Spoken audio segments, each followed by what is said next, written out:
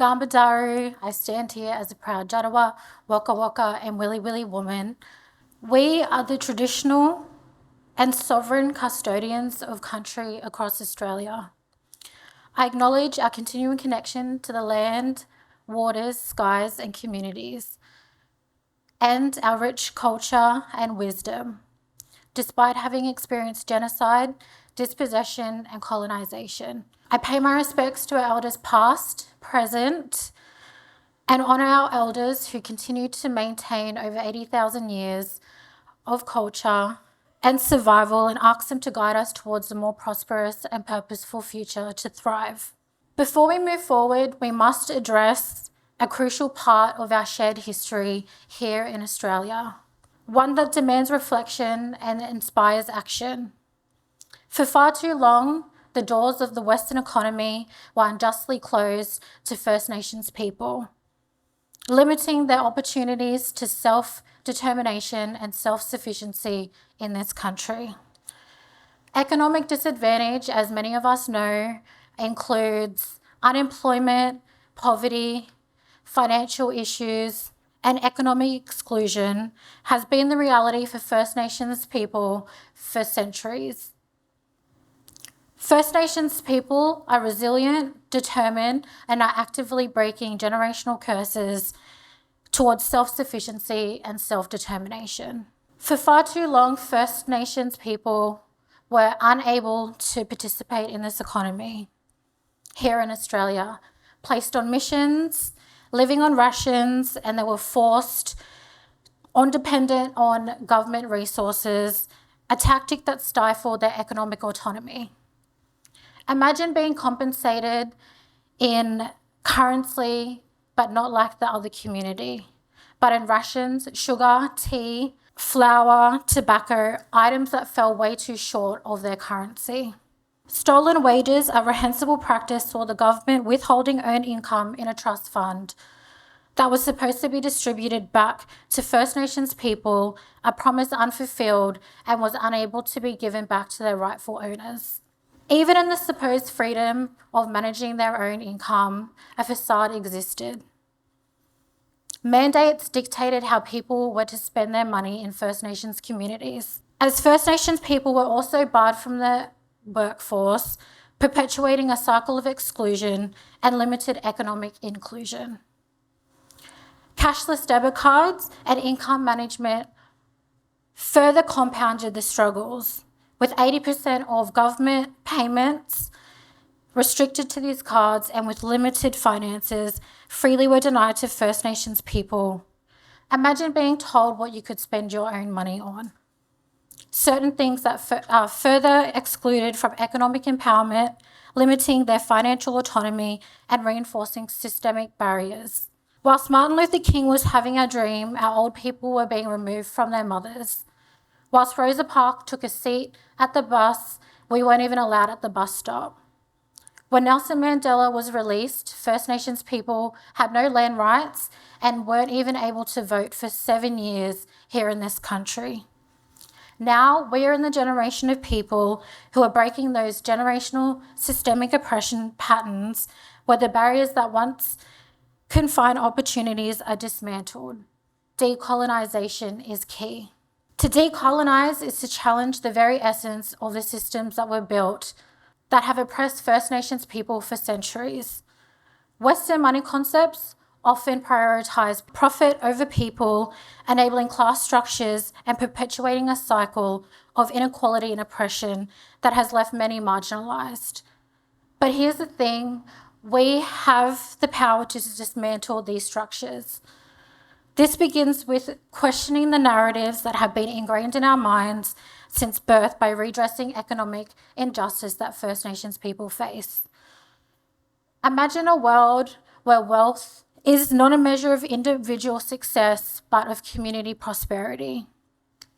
Prosperity to me means that when one of us prospers, the whole community can benefit. Not only are First Nations people rich in culture, we're rich in value and mindset. The concept of money transcends currency. It is a spiritual energy that intertwines the interconnectedness of all things on this planet.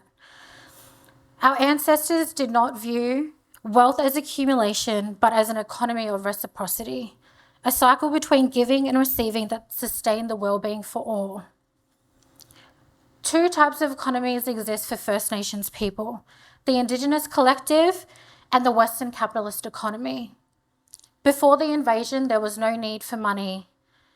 Trading and bartering occurred, and everybody has their roles and responsibilities within the community. Hunting, caring for children, looking after everybody in the community, with the wider community, with all. A Western capitalist economy, you work, you own your own money and assets, and people sell and you buy.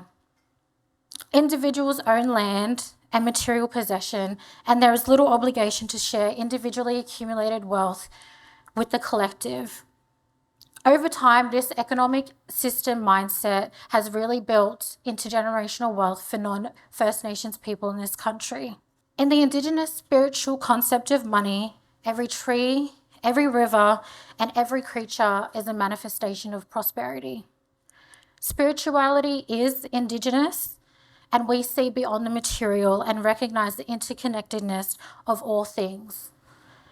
It's about understanding that abundance is not a zero-sum game, but a circle where resources flow freely for all. Picture a circle, a sacred hoop where abundance is not a limited resource, but a shared blessing. The circle of abundance challenges a scarcity mindset embedded in the Western financial thinking. It reminds us to question the idea that for one to thrive, another must suffer. Because like a circle, there is no clear beginning and end to any one person's wealth. In our First Nations traditions, this cycle reminds us of the responsibility we maintain balance. It urges us to be mindful of our actions and their impact on the world around us. It's important to build a foundation that nurtures collective well-being over a scarcity mindset. I believe that when we heal ourselves, we heal our mothers and our grandmothers. And not only ourselves, with money creates generational wealth, and the generational wealth increases when generational curses are broken. Passing that healing on to others is how we inspire others to do the same. When we heal ourselves, we heal our mothers, we heal our grandmothers, and we heal Mother Earth. Now, let's talk about financial literacy. As First Nations people, reclaiming financial well-being and literacy is an act of self-determination and an act of deep rebellion against the patriarchy. It is a crucial step toward breaking the cycle of economic oppression that has persisted of generations. Financial literacy is not just about understanding budgets and investments, it's about gaining the knowledge and skills to navigate the complex systems that navigate our lives. Building a healthy relationship with money is a skill, and skills can be developed. It's about making informed decisions that align with our values and securing a purposeful and prosperous future. A future where wisdom is celebrated and to be mentally rich before seeing it in the physical form. First Nations elders hold a wealth of wisdom, not just storytelling, but in practical lessons of law. Law understands that the sustainable practices and reminds us of the interconnectedness of all things. These teachings are not relics of the past, but principles of the present for a sustainable and equitable future. By cultivating First Nations wisdom, we tap into a source of strength and reminds us to be mindful of the impact of our financial decisions on the land, the community, and the well-being of future generations to come. Our communities are powerful agents of change. By investing in First Nations communities, supporting Black-owned businesses, and prioritising economic stability, we can shift our focus from individual success to community prosperity and create positive change. Imagine the impact that we can make when we channel our resources back into the communities and the heart of our communities. When we focus not just on economic growth, but on building resilience, creating new and more equitable opportunities, and a deep sense of belonging that transcend money. Embedding First Nations culture that has sustained this country for over 80,000 years. My great-great-grandmother was refused real estate because of the colour of her skin. My grandmother was displaced in Palm Island.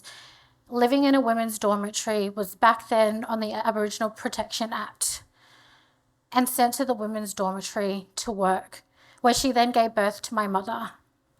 As a young girl, I didn't come from money, nor was money ever a conversation. My earliest childhood was living in a women's refuge with a single mother, where we then moved into housing commission. At the age of 17, just before adulthood, I was living in a residential care home in Western Sydney. I was used to the scarcity and poverty mindset, but I was going to be the one to break generational curses. I worked hard in various roles, mostly in finance, to alchemize everything I learned along the way, both lived and professional experiences. My whole life I wanted abundance, safety, security, and wealth. I ended up purchasing my first home at the age of 21, a goal that younger Larisha never could have imagined.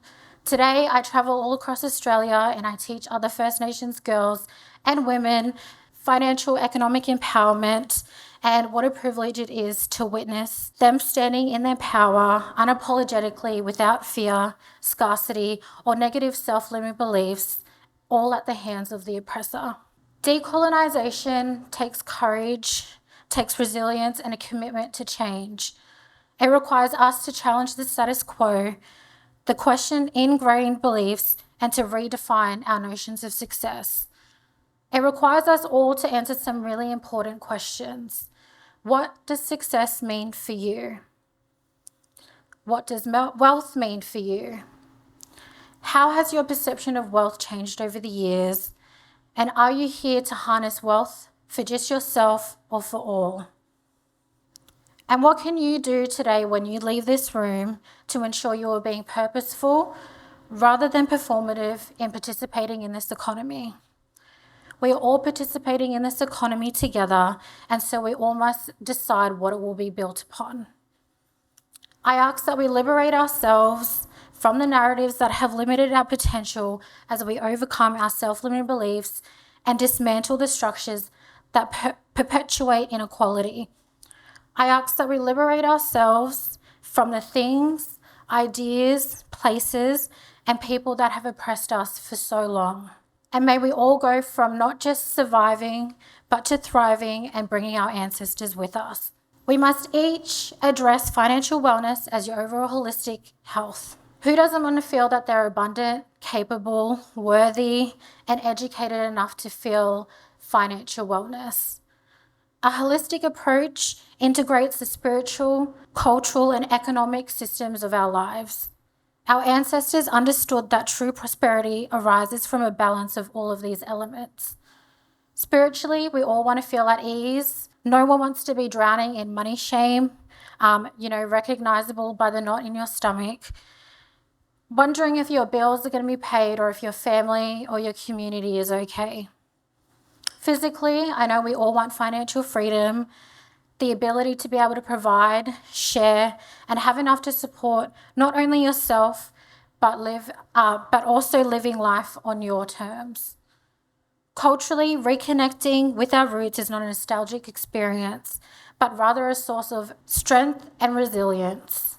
It is a reminder that our journey toward prosperity is not separate from our cultural identity or our spiritual connection to the earth. It is an integration of all that we are.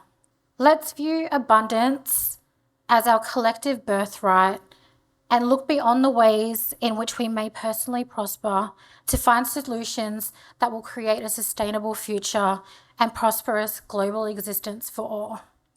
Let's all understand that if First Nations people aren't thriving, nobody is thriving. And let's create a world where prosperity can be recognised in every dollar, every tree, every river, and every bird song. Thank you for joining me. We can create a world where abundance flows, not only for our ancestors, but for the present and for future generations to come, because abundance is your birthright.